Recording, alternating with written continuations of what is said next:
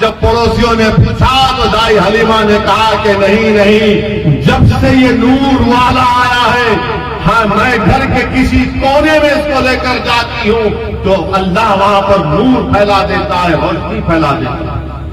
تو میرے عزیز دوستوں اور بزرگوں، اس بات کا آپ کو خیال رکھنا ہے، کیونکہ یہ مجلس اتحاد المسلمین کا ایک جلسہ ہے۔ میں آپ سے اپیل بھی کرنا چاہوں گا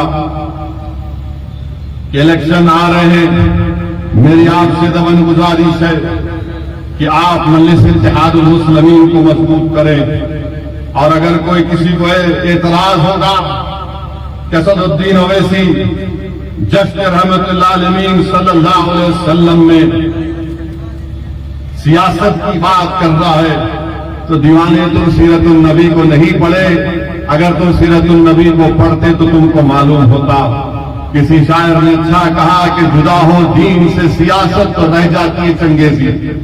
تو میرے عزیز دوستوں اور بزرگوں، جو ہمارے مخالفین مجلس اتحاد المسلمین کہتے ہیں کہ مجلس اتحاد المسلمین نے کیا کیا، تو میں عوام کے درمیان میں کھڑے ہو کر اس جلسے جشن رحمت للعالمین صلی اللہ علیہ وسلم میں آپ کو بتا رہا ہوں کہ پچھلے 10 سال میں مسلمانوں کے لیے پری پوسٹ میٹرک اسکالرشپ 445 کروڑ کی پوسٹ میٹرک اسکالرشپ میں مجلس کی نمائندگی پر TRS کی حکومت نے منظور کیے۔ ریمبرسمنٹ آف ٹیوشن فیس 10 سال میں 1625 کروڑ۔ پری میٹرک اسکالرشپ جو گورنمنٹ آف انڈیا کے لیفٹ اوور تھے اس میں 21 کروڑ۔ چیف منسٹر کی اوورسیز اسکالرشپ میں 521 کروڑ، جس میں 2975 بچوں کو بیٹیوں کو اسکالرشپ ملی۔ ٹیمرس میں 2975 کروڑ مجلس کی نمائندگی پر TRS حکومت نے خرچہ کیا۔ 1,35,000 مسلم بچے اور بچیاں بھی پڑھ رہے ہیں۔ 6 سال میں 80,000 مسلم بچے اور بچیاں 12ویں جماعت کی تعلیم مکمل کر کے نکل چکی ہیں۔ 1,35,000 ابھی پڑھ رہی ہیں۔ 80,000 6 برس میں 12ویں جماعت مکمل کر کے الحمدللہ نکلی ہے۔ سینٹر فار ایجوکیشن ڈیولپمنٹ میں ویریس امتحانوں کی کوچنگ کے 14 crore, minority studies circle civil service various group میں 17 کروڑ، یعنی pre matric reimbursement of tuition fees, pre matric scholarship, CM overseas, TMREIS, CEDM minority studies circle کو ملا لیں گے تو 10 سال میں صرف تعلیم کے اوپر مجلس اتحاد المسلمین کی نمائندگی پر کے چندر شیکھر راؤ نے 5,617 کروڑ روپے خرچہ کیے۔ 5,617 کروڑ روپے، اور کتنے مسلم بچے اور بچیوں کو فائدہ ہوا اس میں؟ اس 8 اسکیم میں 27,34,628 مسلم بچوں کو فائدہ ہوا۔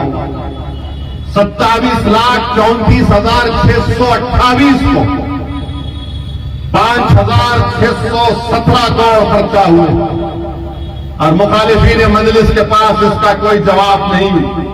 پھر اب آپ آ جائیے شادی مبارک میں 10 سال میں 2,225 کروڑ دیے گئے ہیں، جس میں سے قریب 2,65,931 ہماری بہنوں کی شادی کے پیسے ان کو دیے گئے ہیں۔ امام اور مؤذن کا جن کو تنخواہیں دی گئی ہیں، اب اس کو بڑھا کر 17,000 امام اور مؤذنوں کو تنخواہ دی جا رہی ہے، اس کا بقایا ہے وہ مل جائے گا انشاءاللہ۔ پھر یہ 1 لاکھ کا فائنینشیل ایڈ ہے، اور پھر آپ دیکھتے ہیں کہ تور بیت المال جو تھا نامپلی کے پاس، وہاں پر قریب 40 کروڑ کی لاگت سے وہ انیس الغربا کی عمارت، اتنی شاندار عمارت کو مجلس اتحاد المسلمین کی نمائندگی پر بنایا گیا۔ میرے عزیز دوستوں اور بزرگوں، اس کے بعد شہر حیدرآباد ہو یا تلنگانہ ہو، یہاں پر ہم نے امن کو مضبوط کیا، فرقہ پرستی کو بڑھنے نہیں دیا، فسادات کو ہونے سے بچایا اس شہر کو۔ اور پھر آپ یہ بھی جانتے ہیں کہ فسادات کو نہیں ہونے دیا۔ ہاں، 2-3 جگہ پر ایسے حادثات ہوئے ہیں جس کا ہم کو تکلیف ہے، مگر مجموعی طور پر تلنگانہ میں کوئی فساد نہیں ہوا۔ یہ کام مجلس اتحاد المسلمین نے کیا، مجلس کے 7 MLAs نے کیا، اور مخالفین مجلس کے پاس اس کا کوئی جواب نہیں سوائے اس کے کہ گالی دو، اسد الدین اویسی کو گالی دو۔ میرے ویڈیوز بنا کر ڈالتے ہیں، میرے چہرے کو بگاڑ دیتے ہیں، میری ٹوپی کو اتار کر میرے ماتھے کے اوپر جو میں اپنا ماتھا اللہ کی بارگاہ میں سجدے میں گراتا ہوں، اپنے گناہوں کی بھیک مانگتا ہوں، اس ماتھے پر نشان لگاتے ہیں۔ یہ مخالفین مجلس اتحاد المسلمین کے کارنامے کیا کیا بولے جاتے ہیں، مگر یاد رکھو مجھے اس کا کوئی اثر نہیں ہوتا۔ اس لیے نہیں ہوتا کہ رسول اللہ صلی اللہ علیہ وسلم کو طائف کے سفر میں کیا ہوا تھا۔ مجھے اس پر اس لیے تکلیف نہیں ہوتی کہ صدیق اکبر نے تکلیف اٹھائی، مجھے اس لیے تکلیف نہیں ہوتی کیونکہ میری تکلیف کچھ بھی نہیں ہے جب میں امام حسین کی شہادت کو، اہل بیت کی شہادت کو دیکھتا ہوں۔ میرے عزیز دوستوں اور بزرگوں، جنگ موطا میرے سامنے ہے، احد کا میدان ہمارے سامنے ہے، جنگ خندق ہمارے سامنے ہے کہ صحابہ ایک پتھر اپنی پیٹ پر باندھے ہیں جو آقا 2 پتھر اپنے پیٹ پر باندھے۔ میرے عزیز دوستوں اور بزرگوں، میری آپ سے صرف یہی اپیل ہے، یہ جماعت آپ کی ہے، اس جماعت کو اور مضبوط کریے۔ لوگ مجلس پر، مجلس کے قائدین پر جو چاہے اپنی زبان سے کہے جاتے ہیں، مگر الحمدللہ اللہ کا کرم اور فضل ہے، صدقہ نبی کریم صلی اللہ علیہ وسلم کا، کہ ہم اپنے مقصد میں اٹل ہیں، ہم اپنے کام میں اٹل ہیں، اور ہمارے پیروں کو کوئی ڈگمگا نہیں سکتا، ہمارے حوصلوں میں کبھی کمی نہیں آئے گی۔ تم جتنا ہم کو گالی دو گے، جتنا تم جھوٹ بولو گے، اتنا ہمارا حوصلہ اور عزم بڑھے گا۔ میرے عزیز دوستوں اور بزرگوں، مجھے کسی نے، ہمارے ایک مجلس کے پرانے چاہنے والے نے مجھ سے آ کر گھر پر مل کر کہا کہ اسد الدین اویسی صاحب، آپ کیوں جاتے ہیں سارے ہندوستان میں؟ کیا ضرورت ہے آپ کو جانے کی؟ آپ کیوں جاتے ہیں اتر پردیش، کیوں جاتے ہیں بہار، مہاراشٹر، جھارکھنڈ، کرناٹکا، دلی، کیوں جاتے ہیں؟ آپ کی گاڑی پر گولیاں چلائی گئیں، آپ پر الزام لگاتے ہیں لوگ کہ آپ خدا سے ملے ہوئے ہیں۔ پرانے مجلسی تھے، سالار کے دور کے بہترین ساتھی تھے، انہوں نے مجھ سے آ کر بڑی ہمدردی سے مجھ سے کہا، میرا ہاتھ پکڑ کر کہا کہ اسد بابا مت جاؤ، بس کرو، یہ کیا بولتے ہیں لوگ۔ تو میں نے ان سے کہا کہ آپ کی ہر بات کو میں اپنے بڑی عزت سے اپنی نگاہوں پر رکھتا ہوں۔ میں نے ان سے کہا کہ میں نے ایک بہت بڑے عالم دین سے سنا کہ امام حسین کربلا کیوں گئے تھے، امام حسین کربلا کیوں گئے تھے، امام حسین کس فکر میں کربلا کو گئے تھے۔ میں نے اس پرانے ہمارے مجلس کے قائد سے کہا کہ امام حسین ایک فکر لے کر گئے تھے، امام حسین نے ایک پیغام دیا ہم تمام کو کہ ظالم کے آگے نہیں جھکنا، ناانصافی کے خلاف آواز اٹھانا، مظلوم کا ساتھ دینا، طاقت کے آگے سر نہیں جھکانا، اپنے حق کے لیے سچا، اگر سچ کرو، حق پر ہو تو لڑو، مقابلہ کرو۔ میں نے ان سے کہا کہ یہی چیز میرے سامنے ہے۔ انہوں نے کہا کہ پھر سے گولیاں چلیں گی، میں نے کہا میں مرنے تیار ہوں، خدا کی قسم کھا کر کہہ رہا ہوں کہ میں مرنے تیار ہوں، اپنی جماعت کے لیے، غریب اور مظلوموں کے لیے۔ میری زندگی کی کوئی قیمت نہیں ہے، یہ اللہ کا کرم ہے کہ اللہ نے مجھے رسول اللہ صلی اللہ علیہ وسلم کا امتی بنایا. یہ اللہ کا کرم ہے کہ اللہ نے مجھ جیسے ایک بیکار کو ناقص کو مجلس کا ایک سپاہی بنایا کہ میں آج مظلوم عوام کے لیے، مسلمانوں کے لیے، غریبوں کے انصاف کے لیے کونے کونے میں جاتا ہوں. ورنہ مجھ میں کیا قابلیت ہے؟ میں بھی حیدرآباد کے گلی کوچوں میں پھرنے والا ایک نوجوان تھا. مجھے بھی اندازہ نہیں تھا کہ اللہ مجھے یہاں تک پہنچائے گا. یہ دعا ہے میرے ماں باپ کی، میرے مرحوم والد کی. یہ دعا ہے اولیاء اللہ کے اہل دل کی. یہ دعا ہے ان علماء کرام کے جن کے ہاتھوں کو میں بڑی عزت سے چومتا ہوں. یہ دعا ہے جامعہ نظامیہ کے مرحوم حضرت طاہر رضوی صاحب قبلہ رحمت اللہ علیہ کی، شیخ الحدیث کی، خواجہ شریف صاحب رحمت اللہ علیہ کے بہت بڑے بڑے علماء کرام کے ہاتھ چومتا ہوں اور ان سے کہتا ہوں کہ بس آپ ایک ہی دعا کرو میرے لیے، میرے ایمان کی سلامتی کے لیے.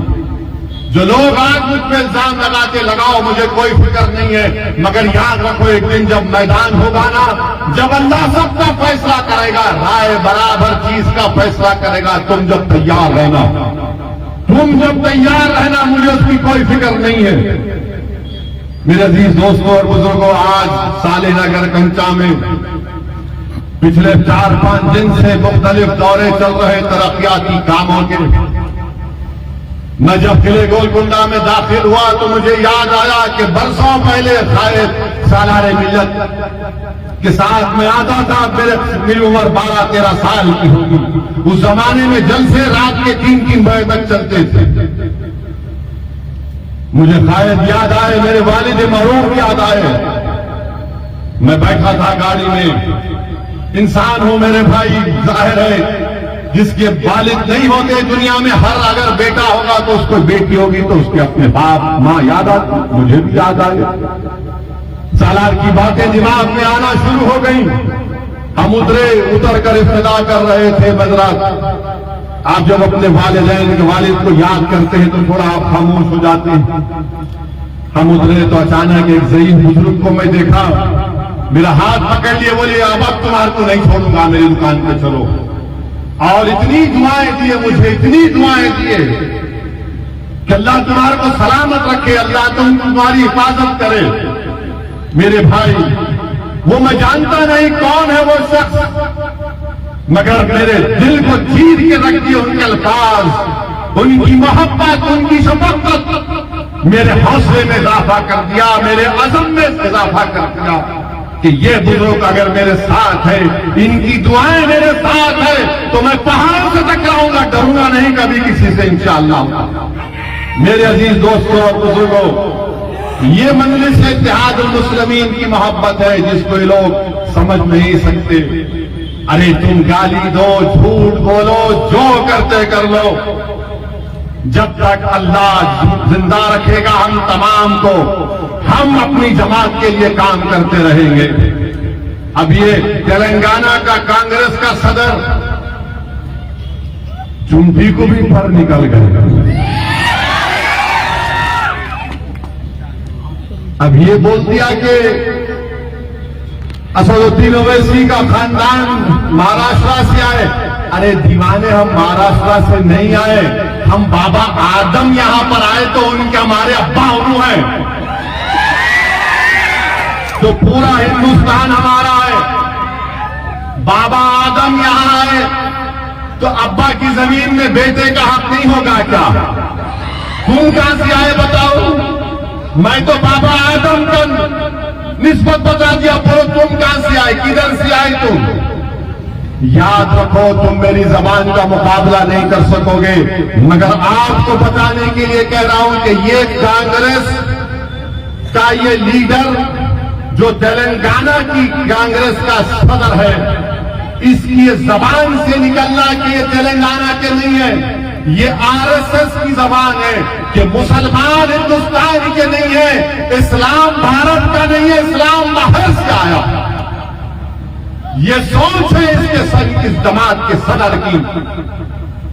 یہ یہاں کے نہیں ہیں، وہ وہاں کے. یہی تو RSS گولوالکر سے لے کر پنڈت دین دیال اپادھیائے سے لے کر یہ سب تو یہی لکھے. کیا لکھا تھا گولوالکر نے وی آرگنائزیشن آف ڈیفائنڈ میں؟ یہی تو بات لکھی تھی.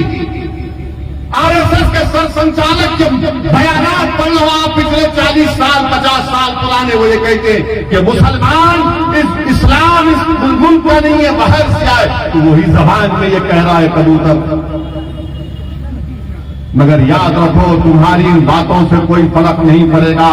ہاں تم نے تمہارے دل اور دماغ پہ جو نفرت ہے مسلمانوں کے لیے تم نے ظاہر کر دیا. تلنگانہ کے تمام مسلمانوں کو بتا دیا کہ تم بولو گے تو گولوالکر کی زبان میں بولو گے، تم بولو گے تو دین دیال اپادھیائے کی زبان میں بولو گے، تم بولو گے تو RSS کی کتابوں میں جو زہر لکھا گیا اس کو تم اپنی زبان سے بولو گے. تو یاد رکھو ہم RSS سے 70 سال سے مقابلہ کرتے آ رہے ہیں، تم نہیں کرے. اور یہ کون تھا یہ صدر ان کا؟ 1999 میں آپ کو یاد ہوگا جب مرحوم سید سجاد اسمبلی کا الیکشن لڑے، یہ کانگریس کا صدر کشن ریڈی کے ساتھ کام کر رہا تھا BJP کے لیے. میں دیکھا اپنی آنکھوں سے اس کو دیکھا. میں نے کہا پر یہ گڈی ملکا پور کی مارکیٹ اس وقت کا علاقہ کاروان میں تھا، وہاں پر پھر رہا تھا کشن ریڈی کے ساتھ. اب ہم کو بھول رہے ہیں، ہم کو سبق. یاد رکھو تمہارا پورا شجرا ہمارے پاس ہے. تم کب تھے 1999 میں؟ تمہاری جوانی میں تم ABVP میں تھے، وہاں سے نکل کر تم گئے RSS میں تھے، پھر تم BJP میں آئے، پھر BJP میں پھر تو RSS نے کہا کہ نہیں اب تم چندرڑو کے پاس چلے جاؤ جو اب جیل میں ہے. تو چندرڑو کے پاس گئے. جب چندرڑو کا معاملہ ختم ہوا تو کود گئے کانگریس میں. تو کانگریس ایسے لوگوں کو لیتی ہے جو RSS کی زبان میں بولتے ہیں. تو میرے عزیز دوستوں اور بزرگوں، میری آپ سے ہی گزارش ہے کہ مجلس اتحاد المسلمین کو مضبوط رکھیے. یہ آپ کی آواز ہے، یہ آپ کی طاقت ہے. اور بہت سی چیزیں آئیں گی الیکشن کے دوران میں. ہمارے کام آپ کے سامنے ہے. کاروان میں ترقیاتی کام آپ کے سامنے ہے. حلقہ اسمبلی کاروان میں 290 کروڑ کی لاگت سے سیوریج کا کام ہو رہا ہے.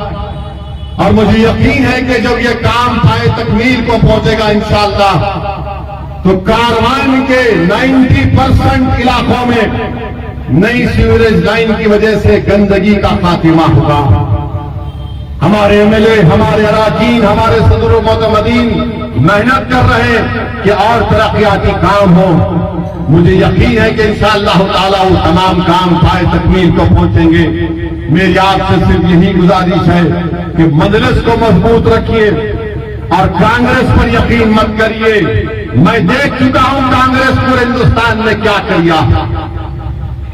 راجستھان میں آپ دیکھ لو کہ جنید اور نصیر کو کڈنیپ کر کے لے کر چلے جاتے ہیں، زندہ جلا دیا جاتا ہے. جنید نصیر کو زندہ جلا دیا جاتا ہے اور اس کے بعد ان کے گھر والوں کو صرف ملتے ہیں 15 لاکھ، ابھی تک 5 لاکھ دیے. وہی کنہیا لال جس کو دہشت گردوں نے مار دیا اس کو 50 لاکھ اور نوکری، مگر جنید اور نصیر کو کوئی نہیں. کانگریس کی حکومت ہے.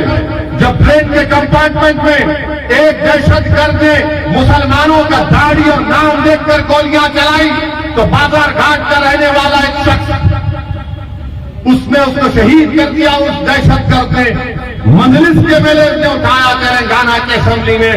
KT راما راؤ نے کہا کہ تلنگانہ کی حکومت ایس گریشیا دے گی، 2 BH دے گی اور ایک نوکری اس بیوہ کو دی جائے گی. ایک اور مرنے والا بہار کا تھا، راجستھان میں رہتا تھا.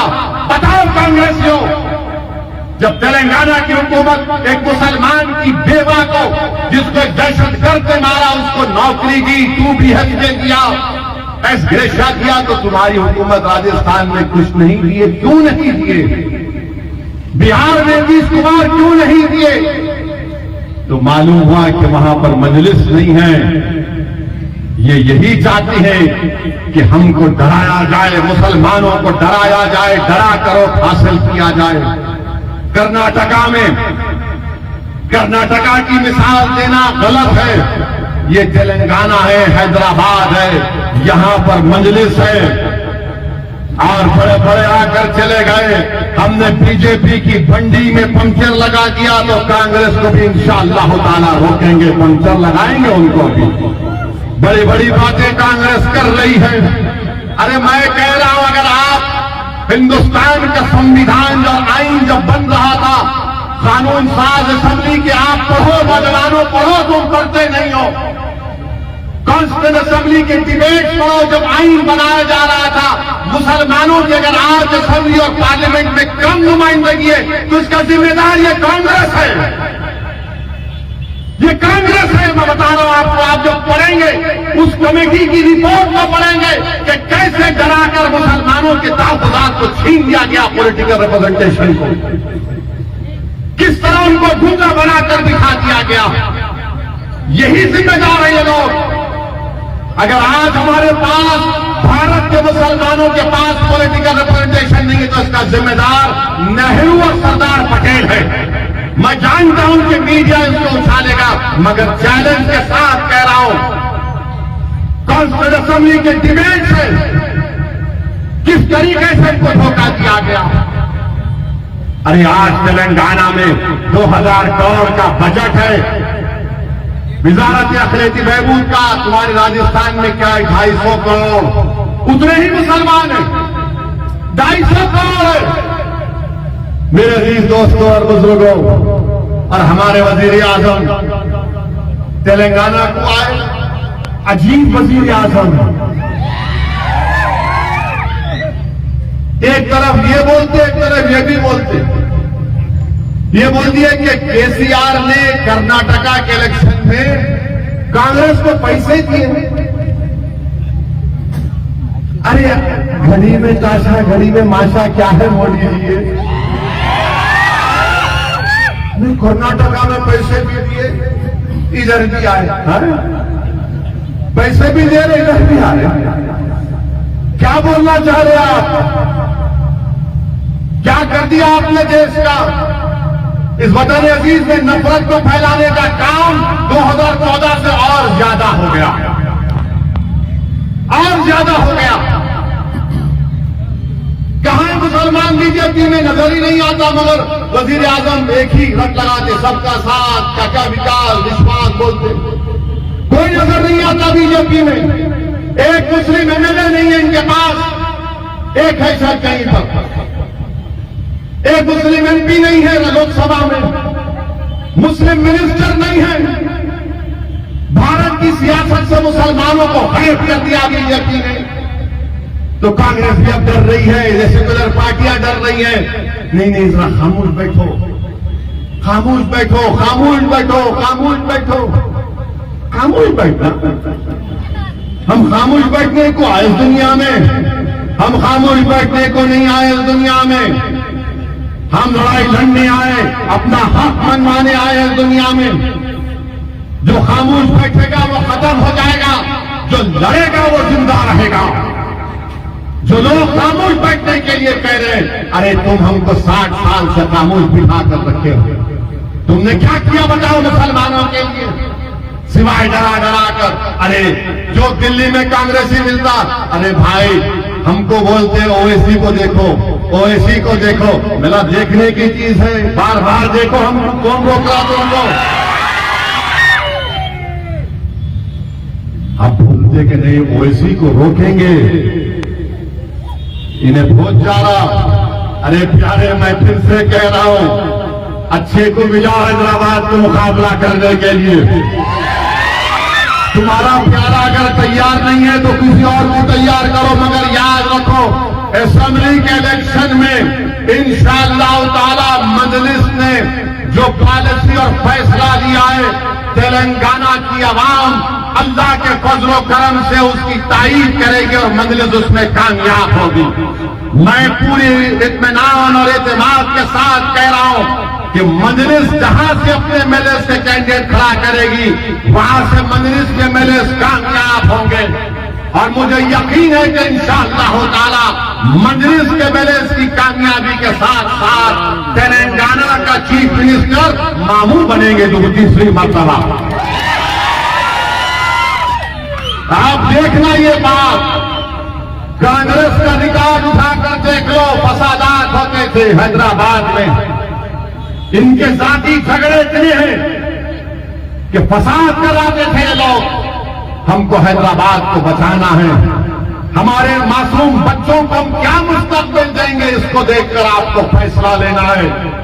میرے عزیز دوستوں اور بزرگوں، مجلس اتحاد المسلمین ان باطل طوفانوں میں چراغ ہے، مجلس اتحاد المسلمین ان ظالموں کے خلاف ایک چٹان ہے، مجلس اتحاد المسلمین ان طاقتور ظالموں کے خلاف ایک سیاسی آواز آپ کی ہے۔ اسی لیے میری آپ سے گزارش ہے کہ مجلس اتحاد المسلمین کو آپ کے بزرگوں نے، ہم نے اپنی قربانیوں سے مضبوط کیا ہے۔ مجلس کو مضبوط کریے اور دعا بھی کریے کہ اللہ سبحانہ و تعالی نبی کریم صلی اللہ علیہ وسلم کے صدقے طفیل میں اللہ مجلس اتحاد المسلمین کو اس اسمبلی الیکشن میں موجودہ 7 ایم ایل اے اور اس کے ساتھ جہاں کہیں گے ہمارے امیدوار کھڑے رہیں گے، اللہ ان تمام کے ایم ایل اے منتخب کرے، اور اللہ جہاں پر مجلس نے فیصلہ کیا اللہ اس فیصلے میں برکت دے، اور مجلس کے فیصلے کو اللہ سبحانہ و تعالیٰ اس میں کامیابی سے امتنان کرے۔ میرے عزیز دوستوں اور بزرگوں، میری آپ سے ہی التجا ہے کہ آپ مجلس کو مضبوط کریے۔ انشاءاللہ تعالی الیکشن ہوں گے اور بھی جلسے ہوں گے، مگر میرا مقصد یہی ہے کہ آپ کے سامنے اپیل کروں، اور جسد رحمت اللہ عالمین صلی اللہ علیہ وسلم ہے، ہم رسول اللہ صلی اللہ علیہ وسلم کے غلام ہیں۔ اللہ نبی کریم صلی اللہ علیہ وسلم کے صدقے طفیل میں ہم تمام کو ان ظالموں سے اللہ محفوظ رکھے۔ اللہ سبحانہ و تعالیٰ اپنے فضل اور کرم سے ہمارے جان اور مال، ہمارے ایمان، ہمارے مسجدوں کو، ہمارے گھروں کو، ہماری بیٹیوں کو، ہمارے نوجوانوں کو اللہ بچا کر رکھے۔ اللہ ان کو طاقتور بنائے، اللہ ان کو نیک بنائے، تاکہ یہ قوم اور ملک کا مستقبل اچھا سنوار سکے۔ آخر دعوانا الحمدللہ رب العالمین۔